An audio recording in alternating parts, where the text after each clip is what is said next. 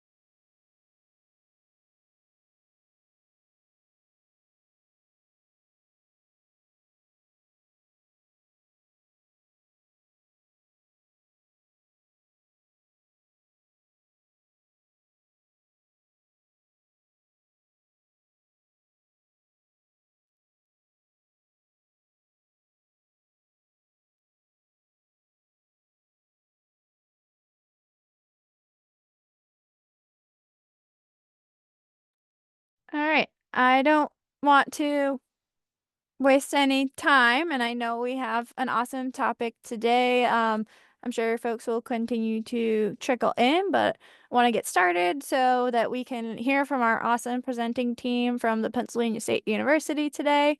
So I'm going to get started. Welcome to our second to last webinar in our 2025 webinar series for CURC. Can't believe it's already the second to last one. It feels like we were just planning these for the year yesterday, which is crazy. But really appreciate everyone taking the time to be with us this afternoon. And so today's presentation topic is integrating sustainability into pouring rights contracting. My name is Carly Thibodeau. I'm the Director of Sustainability at the College of the Holy Cross in Worcester, Massachusetts. I'm the chair of the webinar committee at CURC. And so for those of you not familiar with our organization, we're a community of zero waste champions in higher education. We're a free member-based organization that works towards waste reduction, diversion, and sustainable materials management through information sharing, educational support, networking opportunities between staff, faculty, and students. Today's session is part of our free CURC webinar series that runs about every other month throughout the year. Webinar series is really designed to highlight innovative campus programs, provide trends, perspectives on a broad range of operational and educational topics related to collegiate recycling, sustainable materials management, all those great things that we all love and enjoy nerding out about. Just a few housekeeping notes. If you have any problems with your audio or video during the webinar, you can visit Zoom Support Center by visiting support.zoom.us. Also, to avoid any background noise, we've placed all but our panelist lines on mute. So if you have any questions at any time during the session, encourage you to submit them using the Q&A function. So please feel free to send any questions in there. We'll get to as many of them as we can at the end during the Q&A portion. Any general comments or notes, feel free to use the chat function for that. And so also, this is a common question that we get. Copies of today's presentation slides will be available to download, and the full recording will be available to stream on the CURC website. So going to take a quick moment to plug that, highlight and encourage folks to join our Recycle listserv. This is a really great resource that covers all sorts of topics relating to recycling and waste reduction programs at college and university campuses, as well as topics of interest to people responsible for planning and implementing such programs. A subscription is free, open to anyone, so please feel free to join that. You can click the link that our wonderful tech support Debbie just dropped into the chat. And then you'll see after clicking the sign up for Recycle Google group, you'll see a button that just says ask to join group. And so once you do that, you'll be able to post and respond to messages, get emails, get all the awesome resources that we post through there. Okay. So before we get started onto the topic of today, I'd like to share a video from our generous 2025 webinar series sponsor, which is Clean River Recycling Solutions. A man who works hard sweats hard. Old Spice rider fights sweat, so coach thought I was slack.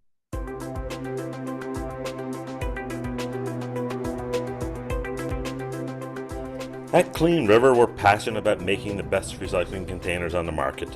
By combining industry-leading design and manufacturing principles with the care and attention to detail of custom carpentry, it allows us to provide our customers with high-quality products that will perform for years to come.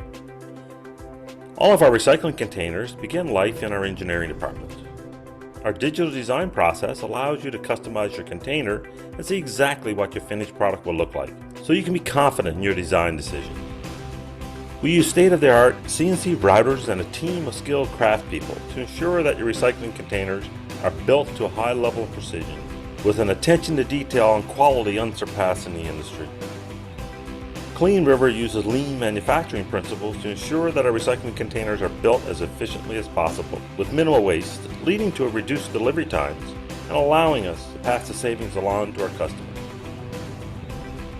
To reduce waste in our facility, Clean River scrap and offcuts are collected and recycled into new plastic lumber and other recycled products, contributing to our 97% diversion rate. Customers who have recycling containers that are at the end of their life can return the bins to us, where we will break them down and recycle them, completing the cradle-to-cradle philosophy. To learn more about Clean River's full line of high-quality recycling containers, visit our website at www.cleanriver.com.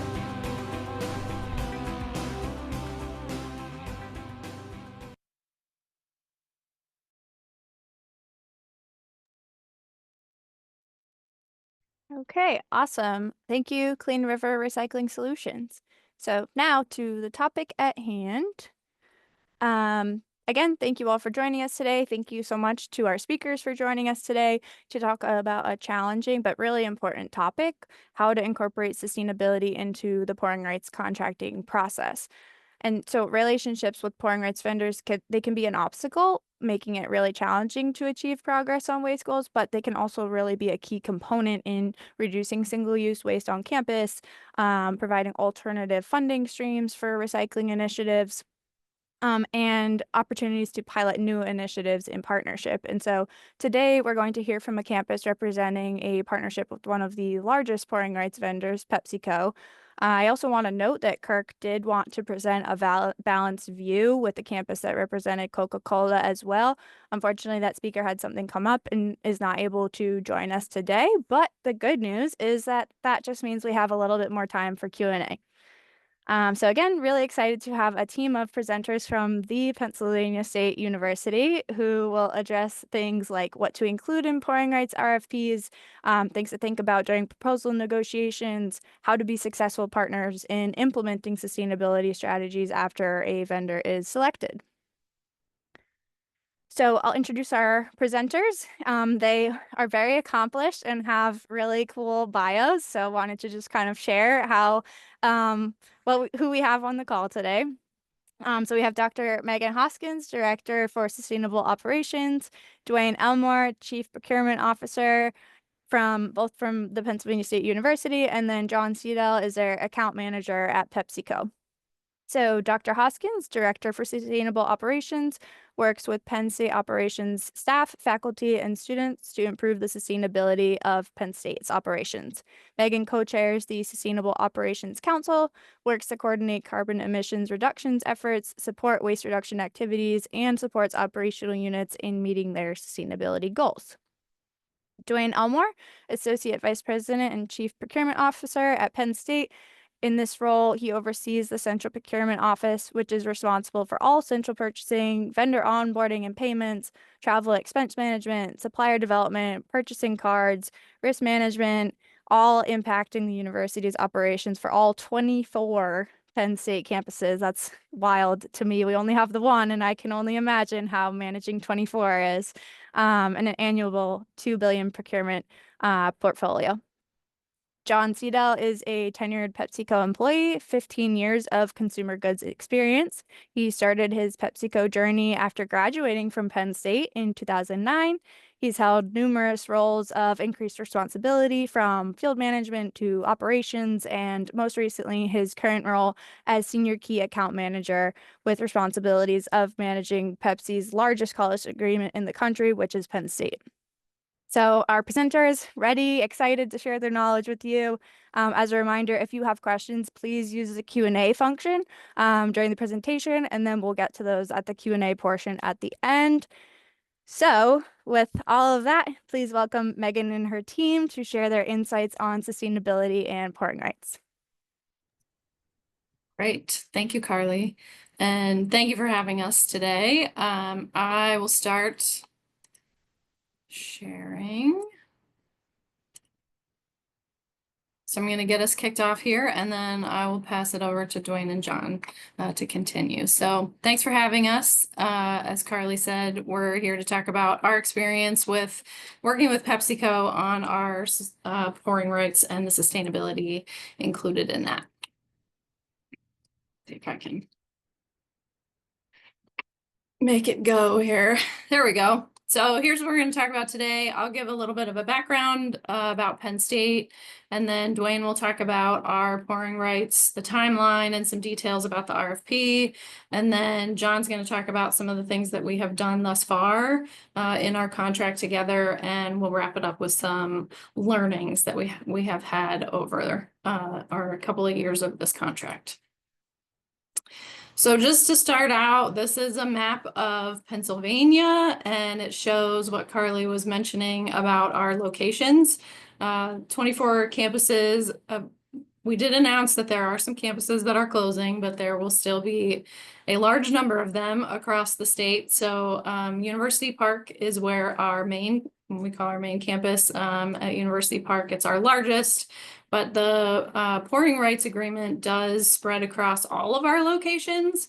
So it's a pretty big area and lots of people to please. So this is just to give you a sense of kind of where we are across the state. And some numbers to go with that. So you'll see University Park that I mentioned is our sort of largest campus. So that's listed here sort of separately. And then CC is our Commonwealth campuses. And then we also have other locations that are not necessarily considered Commonwealth campuses. So things like the medical school, our law school, and some other research centers that we have around the state. So, whoops. So there's some numbers there, have a lot of land that we manage and a lot of people who are involved in all of that. And that means that we spend a lot of money. So our third party spend is over $1 billion.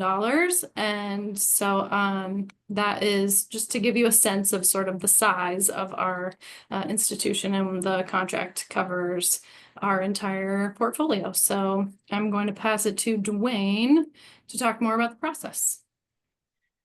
All right. Well, thanks, Meghan, and thanks, group, for having me today. Meghan kind of teed us up there. You can see that Penn State is we have a very large footprint, and it requires a lot of resources and a lot of subject matter experts from around the university that we work with to support all. But this pouring rights contract that we've got with Pepsi, it's one that we're very, very proud of. We've had a long-standing relationship with Pepsi. They won the previous 3 contracts before this particular one. But as we went into the new RFP back in 2022, we really wanted to look hard at how can we do things different, and how can we support our mission to our academic mission, our research mission, our community service mission. How can we expand on that further? And that also includes the sustainability aspects. Previous contracts, foreign right contracts, were just centered around a lot with athletic sponsorships, product pricing, and product placements. And then we had just a small piece of sustainability in there. And I'll show you a little bit more of how we took it to the next level here on the next slide. But I really want to go through our journey here as we kind of built that holistic approach to support all of our missions, and really build that exclusive partnership to support athletics, to support the academic side, the research side, the sustainability side. It wasn't going to happen overnight, nor did it. So this just gives you a snapshot of kind of what our journey looked like. You know, we kicked this thing off internally back in June of 2022. Really started getting serious after we collected a lot of information towards the latter part of the summer. And it took us a couple of months really to put that scope and specs document, that what we call, hey, this is more than just about the soda, because the public sees this contract about the soda, and you guys know this. It's more than just that. There's a lot more product lines, but there's a lot more than just what's bought on the retail side. So we got that RFP ready. Our running joke was, hey, the cola wars have started around here, and we went with that. And you can kind of see all the other facets we did. We did pre-bid conferences with Pepsi. We did it with Coke. We received proposals, and if you're in the procurement space, this is where the real fun starts, when you get the proposals in. And we did a lot of presentations with both parties. We called for best and finals. You know, my partner here, John, will chuckle a little bit. We didn't necessarily like our best and finals, so we called those better in finals, and let's go do a best and final one more time, because we learned a lot through the presentations and through those original BAFOs. And then we finally got to an award, and it was quite a journey to get to that, but moving from June to April. Not quite a year, but almost a year. And then the real fun started with the contract negotiations. Now, while we did that award notification, letter of intent, and promised both sides that we would negotiate in good faith, which we did, we had to spend a lot of hours with getting that final contract signed. And we've got a great one. Megan, let's go to the next slide, because we're going to talk about what was in the RFP and the contract here. Like I told you, we wanted to make this really a holistic approach. Holistic meaning to the entire university, not top heavy with athletics, not top heavy with academics, but where we could support the entire institution. And some of our important themes were our values, our market reach. Megan showed you kind of what our footprint looks like. We're basically in every corner of the state through our Commonwealth campuses, our medical centers. Plus, there's 69 ag extension offices all over the state. So it's just a huge footprint. Shortly before the Pepsi, this RFP went out with Pepsi, we started a university partnership program. And this is where that holistic concept comes into place. How can we do more than just buying goods or services, or just going and finding sponsorship opportunities? How do we build partnerships that can benefit the entire university and increase that scope and magnitude of what we're doing? And so we had built a university-wide partnership program, looking to where we could benefit from the assets that we have available to our third-party firms out there. And then we wanted wide product categories, which Pepsi was able to bring to the table. Those were the important things. But to get to that holistic concept, move over to the right, And these are the types of things that we were asking for. This proves why it's more than just the soda, because we were going into areas in this new RFP and new contract that we hadn't been in before with pouring rights. When you look at engagements with our alumni, a lot more engagements with curriculum and the academic side. Pepsi was already in previous contracts engaged with scholarships and internships, but they brought a little more to the table this time. Research and philanthropy was going to be big. We never have been in that space really with any of our contracts kind of like this, and we included that. Student engagement was important, and then we injected some more muscles into the sustainability piece.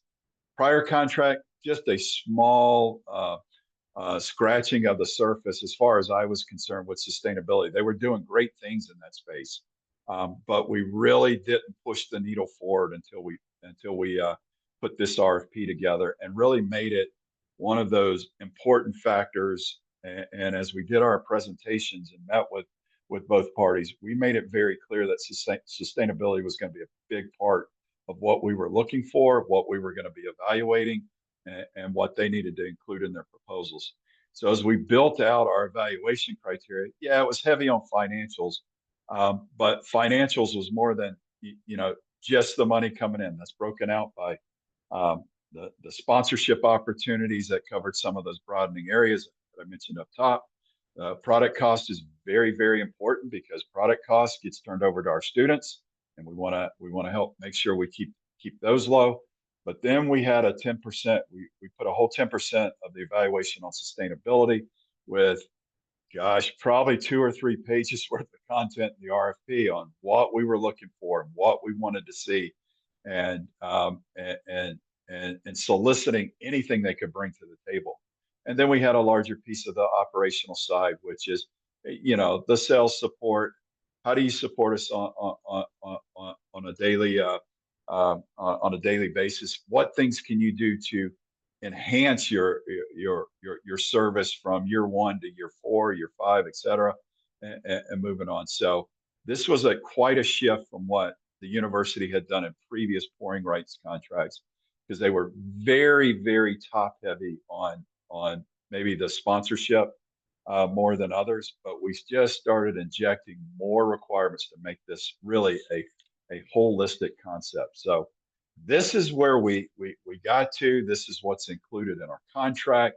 It's full of just some wonderful, great opportunities for the university as a whole, and primarily for our students, and for our students that really have a passion for sustainability efforts.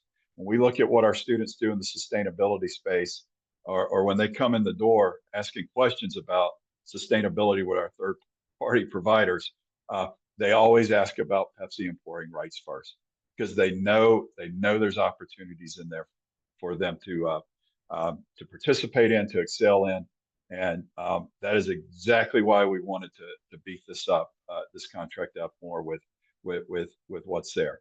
So I'm going to turn this over to John, and John's going to talk about quite a bit of the things that they are doing for our university as a whole in the sustainability space, and it's going to blow you away here. So get ready.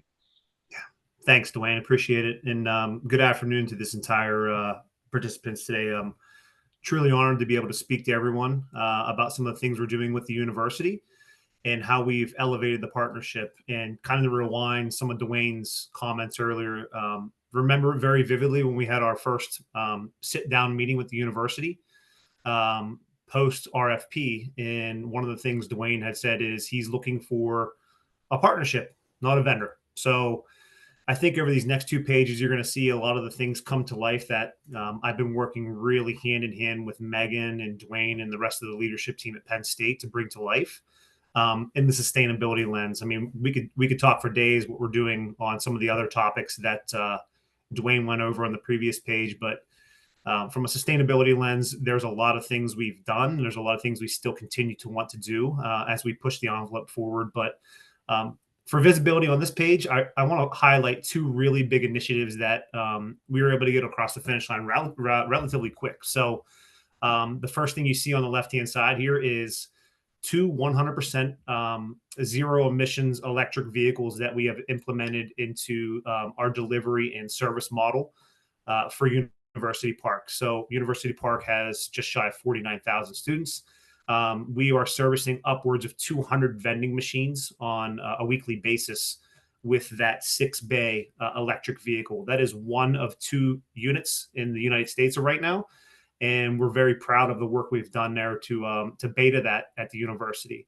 Furthermore, with that, we actually worked with Housing and Food Service and the procurement team to install an electrical charger right outside of Penn State's property. So our team has the tools to be successful on a daily basis and deliver the product to the students and staff in a timely manner. And then below that, you'll see a 100% electric zero emissions Ford Lightning that we've also outfitted for a full-time service technician that we have on campus. Again, we have upwards of 500 pieces of equipment just at University Park alone. And this full-time head is operating 5 days a week, sometimes 6 if on overtime, with that vehicle to make sure our equipment is running properly. And the nice thing about it is, we're not guzzling diesel fuel for these. We're plugging these in, and we're creating a better tomorrow with both these assets. Our commitment to the university when we went through this pouring rights was to get these up and running in 18 months.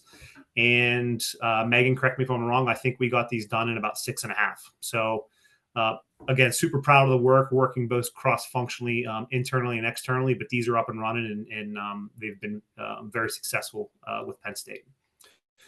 The other thing we've worked on is changing all of our recycling messaging on campus. So this isn't just for University Park. This is for the additional Commonwealths as well. So I work directly with Megan and 2 part-time interns that our partnership has been able to fund over the last 2 summers.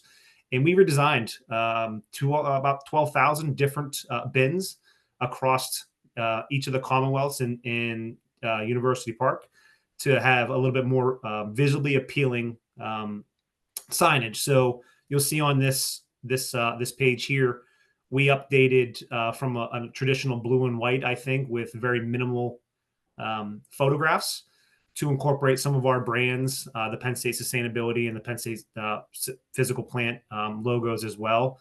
And then the idea behind it is to have one clean and consistent message, not just at their largest location at University Park, but across the entire state. So again, really proud of the work between these two. And that was just what we did over the last year. So if you want to flip to the next page, Meg, I'll talk through a couple things we've done with the students. Going left to right on the page, you'll see we've done some pretty unique things around Earth Week activation. We did some planning your change. So we did these at some of the Commonwealth campuses this past year. And then we also did those at UP where we were able to engage with the student population and have them, be able to pick up a 100% compostable plant there. And you put, how you're going to make the tomorrow better. But with that, we also, during Earth Week, you'll see in the center here and on the bottom left, we were able to purchase some trees, right? So that was one of the things that I worked with Megan directly on, and we went to Penn State Berks and we planted. Fortunately, that day was only 26 of the 50, and I got my workout in that morning. But we were able to, again, engage with the student body, with some of the staff up at Penn State Berks, and we were able to plant some live trees at that campus. On the left-hand side, if you're not familiar with Thon is the largest philanthropic student-run dance-a-thon that is run every February at the Bryce Jordan Center. It raises money for pediatric cancer. They just shattered their goal last year, I believe, of $16 million. And fortunately for us, when we went through the pouring rights agreement, we were able to set some funding aside to promote, the waste reduction on single-use plastics. And I have been, for the last 2 years, we have been purchasing custom bottles for all the dancers. So you'll see on the right hand side there the Life Water bottle that we bought for 2 years ago, and then the Pepsi bottle here with the Fawn logo. So those are just one of the things outside of our normal day operations that we're able to partner with the university and promote less single use plastics and more refillables. And on the right hand side, one of the things we've really elevated over the last 2 years is the Tailgate Ambassador Program. So this is a group of about 20 students who activate right outside of Beaver Stadium, which is one of the largest Big Ten stadiums in the country. It houses about 111,000 people on game day, and then obviously additional folks outside. And this goal of the students is to educate the fans on game day of proper recycling. So we've utilized some of the funding that we have in the checkbook side of the agreement to purchase some swag to give out to the fans. And then furthermore, we're able to brand them a little bit more too. So you'll see here in the center of the page, we've taken a little bit step further, made them custom shirts. We've made them some custom pop-up tents, and then we were able to supply them with quite a bit of swag that is specifically branded the Tailgate Ambassadors to kind of get them a niche inside of the game day activations. So a lot to take in over the last 2 pages. I could probably fill up another 3 or 4 and talk more and more about sustainability. I know Duane talked about it a little bit. For fun, I actually hit Control F on the RFP, and it comes up 48 times inside of that document. So, if there's any takeaway from this call, and if you're going out for RFP in the coming years, I can specifically speak for Pepsi Co. We are really looking at elevating partnerships across our college and universities throughout the states, the state of Pennsylvania, as well as across the country. And sustainability is a main goal of ours as well. And we'd love to further talk about any questions you may have post this. And then the last page here, some of the learnings that we had, looking at integrating sustainability in all facets. So some of those photographs you saw at the previous pages kind of really emphasize, what we've done from a partnership perspective. One thing I do think that's extremely important is having regular meetings and continuous improvement. I think I talk to Meghan minimally at least once a week, if not sometimes more than that. And if it's not face-to-face, I'm usually stopping at Land and Water and just to check in or exchanging text messages. So I think that single point of contact from a sustainability lens is extremely important moving forward. And then the full university reach. So for any of the universities out here that have, so to say, branch campuses, making sure that you're spreading the love across all facets of the business. And then last but not least, the checkbook was very valuable to both Meghan and I. And I think that almost, I don't want to say forced us to talk a lot more, but it makes sure that the things that the university is looking for are beneficial to the sustainability lens is beneficial to Pepsi Co. So a lot of those photographs I shared are very valuable to us from a brand recognition. We want to make sure that the student base and the fans and the staff there understand it's not just about bringing bottles and cans to campus. We're doing a lot of things that are very positive behind the scenes. And I think having funding set aside to do those things is extremely imperative as you look forward to who your next beverage provider is going to be. So a lot to take in there. I'm going to share my direct email contact in the chat. We do have dedicated folks across the country that are specific to the college and university segment. And I'm happy to answer any questions and point you in the right direction, depending on where you're at. And with that being said, I'm going to pass it back over to Meghan for some closing remarks. Yeah, thanks. Thanks, Duane and John. So just to be totally clear, the checkbook is basically a funding amount that we are able to spend every year, but it has to be spent on things that we mutually agree upon. So that's kind of why it has led to this continuous engagement of we go back and forth on what we think we want to spend funding on every year, and we have to sort of stay in touch to make sure that those things are a priority for both of us, and also we keep sort of coming up with these things that we're gonna do together. So I think that's been really helpful. Another thing that I was thinking when Duane was talking about, I think there are some places that you can sort of double up your efforts. Like if during the RFP, it was super helpful that Duane and his team invited sustainability representatives, but also students. And so we had students in the room who were asking the providers specific questions about what they can do for the student body. And a lot of those questions revolved around sustainability as well. So having that sort of direct engagement from the students especially was super important. So I think we're going to stop there. I will say my email address and Duane's are on the slides, which I think Carly will share afterwards. So, and John's, and he's also going to put his in the chat. So feel free to reach out if you have additional questions. And thank you. Pass back to you, Carly. Awesome. Thank you so much to the Pennsylvania State team for sharing all those insights. Definitely saw a lot of really great questions coming in. So we'll switch over to some questions. So a reminder, anytime if you have a question throughout this, please feel free to put it in the Q&A section. And so we can start, I think, with there's a lot of questions coming in on does the Pennsylvania State University have a single-use plastics reduction goal, bans, anything like that? So we do not have a ban.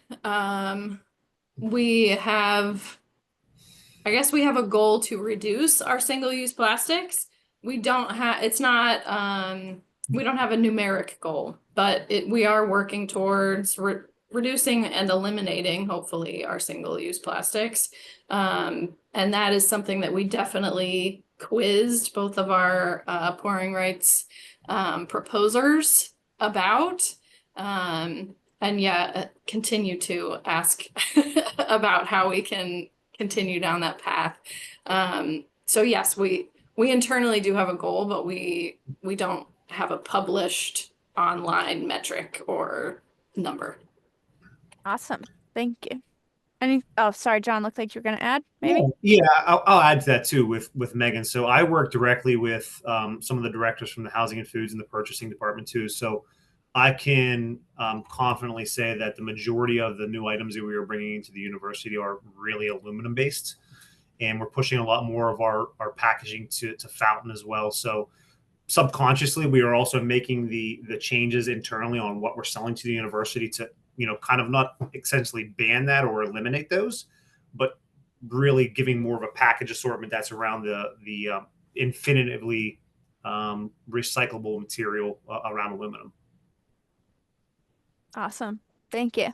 Mhm. Okay, going to go towards a funding related question. So seems like there was some interest in the Tailgate Ambassadors program. I know a lot of schools on the call probably experience the fact that dealing with waste at athletics events is really challenging sometimes. So can you speak to whether the Tailgate Ambassadors, are those positions funded? Are they funded by Penn State or by Pepsi Co? Yeah, so Tailgate Ambassadors was a program that we had started prior to this pouring rights agreement, but it was a volunteer-based effort mostly. And so having the pouring rights, we now have 2 paid interns who basically over the summer plan out the season and figure out what Tailgate Ambassadors is going to look like. And last year was the first year we had that, and those interns are funded by Pepsi. So the Tailgate Ambassadors program essentially at this point is fully sponsored by Pepsi. So Penn State itself doesn't really put funding into it, except for our time. I don't know, John, if you have other. Yeah. The other, I think the other unique part about this is, when Megan and her team identifies who the interns are, right? We fully fund the summer interns. We work collaboratively throughout the summer to really get this program off the ground and elevate it literally every year.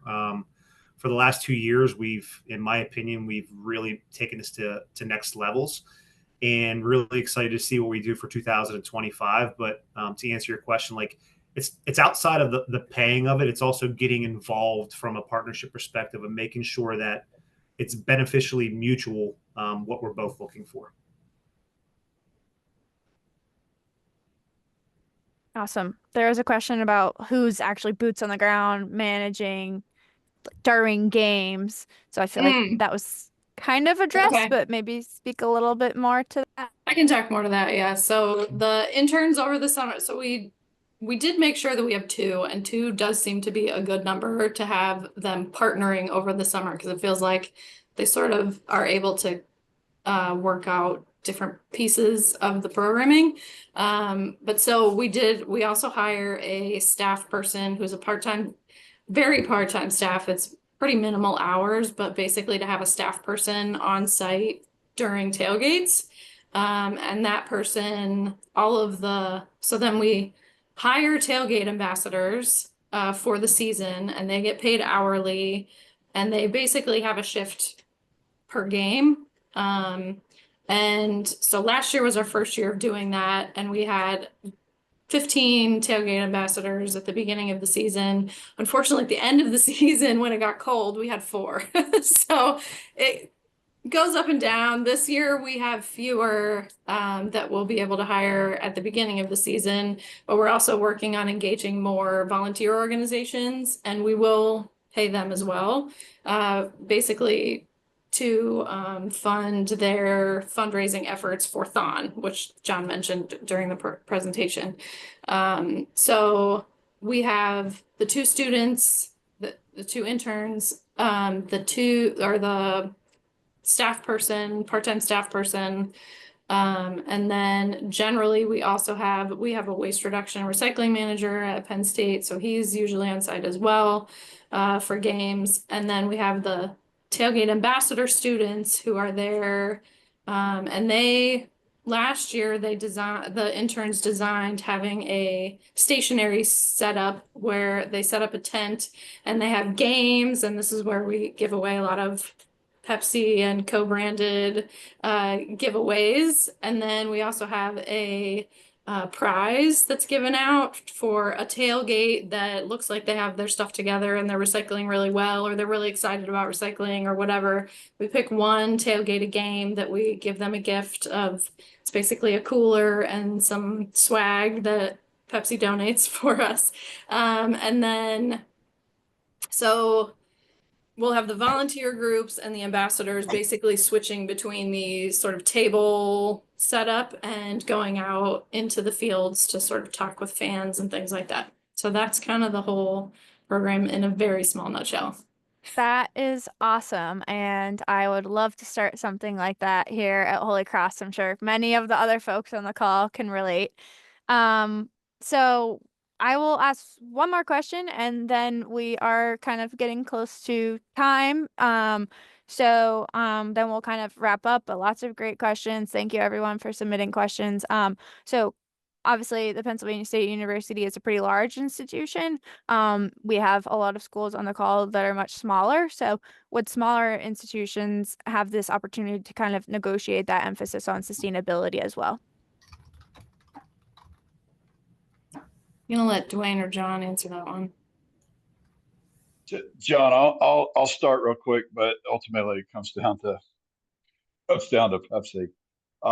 Carly, I've talked to a lot of universities, large and small, because they've queried us about, what do we do? I will say I know 2 of the much smaller schools and they're out on the West Coast that, you know, doesn't have the land mass we have, the student body, the athletic programs. But they were able to turn a very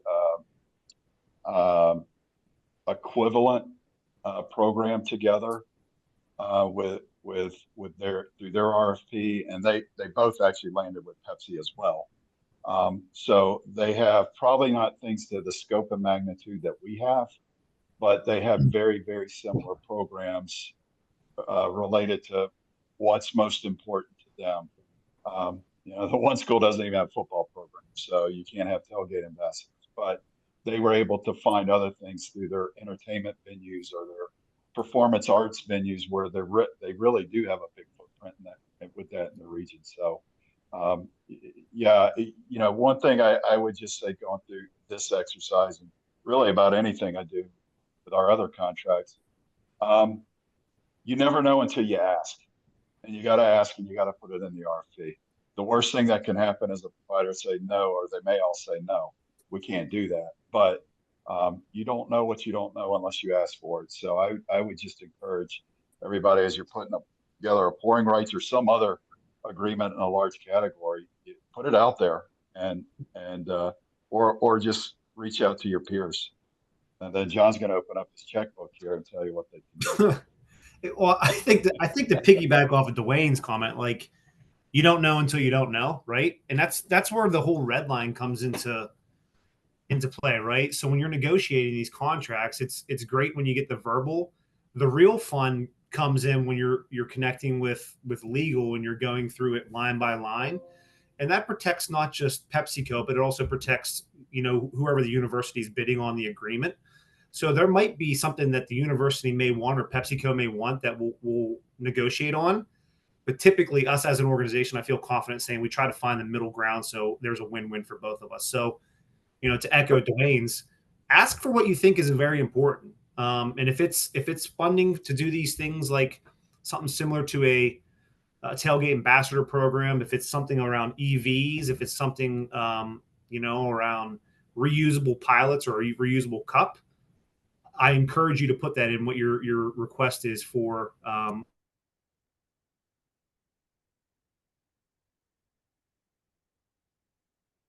I think John froze. To bid on this, and I can tell you, you know, I got into this role and I feel like I have a minor in it now. But furthermore, we have a really big group of folks that are inside this organization that are willing to put the work and the effort in to make sure that we're, you know, providing our CNU segment what they need to be, so to say, sustainable going in the future. And I see in the chat that IO, who is our waste reduction recycling manager, put in, yeah, if there are folks on the call who are not in procurement, who are in sustainability, it has definitely been hugely helpful to have a champion in our procurement office that is willing to put these things into our RFPs. So having a seat at that table is super important. So make that relationship with your procurement department for sure. I've done a bunch of RFP reviews and asked a lot of questions of proposers, not just pouring rights, but others. So definitely having a good partnership there is super helpful. And Carly, just real quick, there's one in the chat. Our contract's not public. There is a confidentiality clause in the contract that we negotiated with Pepsi. So I can't share the contract, but I'm happy to share the RFP to give some insight into what we asked for. Awesome. Thanks so much, everyone. Any final thoughts from our speakers here? Yeah, one other thing I'll come out. I know there were some questions that came through directed to me, so I wasn't able to answer all of those. Please email me. I'm glad to answer any questions one-off or at least put you in contact with someone on our national sustainability team to answer any questions you may have. Great. Well, I think you have all spoken to the terrific partnership that you have going on there with the sustainability team, the procurement team, with Pepsi Co as the pouring rights vendor, athletics. I think that it's very clear that this is really a team effort at the Pennsylvania State University, and I think that's something I know I was furiously taking notes as you guys were talking. So hopefully lots of other folks got value from the call as well. So again, just want to thank each of you for being here, for sharing your insights, your learnings, super helpful. Also want to give a shout out to Debbie, who is the chair of the CURC board, who was behind the scenes today doing tech support. Thank you for that. And then also thank you to Clean River Recycling for the partnership here. Without sponsorship and partners, we wouldn't be able to do things like this. So again, just want to echo a thanks on that. Just really quickly before we kind of wrap up today, wanted to kind of highlight some of the remaining things that CURC has going on.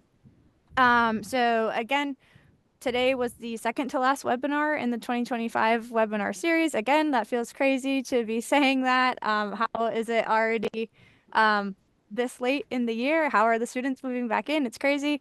But our last webinar will be in October, so a little couple months away. So that's focused on getting students engaged in waste reduction, so eco reps and beyond. And we will have registration information for that coming soon. Also excited to share that CURC will have a physical presence again this year at the October ASHE conference in Minnesota. So stay tuned from our newsletters and or our brand new website, which Debbie's going to drop a link in the chat to that, for more information on joining us for a CURC social at ASHE. Also, just want to plug, we're always looking for presenters for our webinar series. So if you want to share your institution's work like Penn State did today, please feel free to submit a proposal via the speaker interest form, again, on our website. And you'll also find recordings there of today's webinar, the slides, and then also past webinars. So one last time, please join me in thanking the Penn State team for their time, their participation today, and for Clean River to help make this webinar possible. We really appreciate it. Enjoy the rest of your day, everybody.